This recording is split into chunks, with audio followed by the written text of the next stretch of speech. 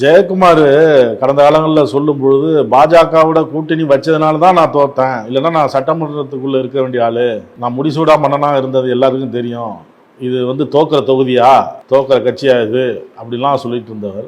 நான் அந்த ஏரியாவில் இருந்தவங்க எனக்கு தெரியுங்க. ஜெயக்குமாரை பற்றி, ஜெயவரத்தனம், ஏழுமலை, ஜெயக்குமார்லாம் எங்களுக்கு நல்லா தெரியும். அவருக்கு என்ன அவ்வளோ நான் அங்கேருந்து அவருக்கு தெரியாது. அந்த காலத்தில் பெரிய ஸ்போர்ட்ஸ்மேன். பாக்ஸிங்னு வந்துன்னா ஜெயக்குமார் அடிச்சுக்கிறதுக்கு ஆளே கிடையாது. இன்றைக்கும் விட்டா நாக் அவுட் போயிடுவார்.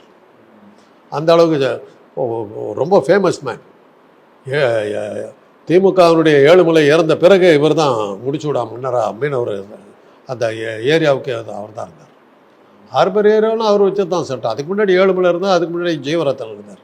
அவங்க 2 பேர் போனதுக்கு அப்புறம் ஜெயக்குமார் தான். அந்த இடத்துல யாரும் ஜெயிக்க முடியாது. அவர் போய் தோக்குறாருன்னா என்ன அர்த்தம்?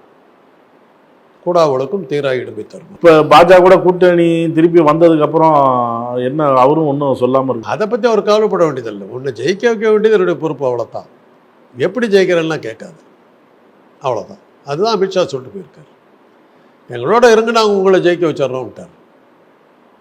ஆக 26ஆம் வருஷத்து எலெக்ஷன் எப்படி இருக்குங்கிறது நமக்கு இப்போ ஒரு அளவுக்கு ஐடியா வந்துருச்சு. நீங்களும் நானும் போடுற ஓட்டுக்கும் அந்த தேர்தல் முடிவுக்கும் சம்மந்தம் இருக்காது. அமித்ஷா சொல்கிறது தான். அதை தான் இப்போயே டிக்ளேர் பண்ணிட்டார்.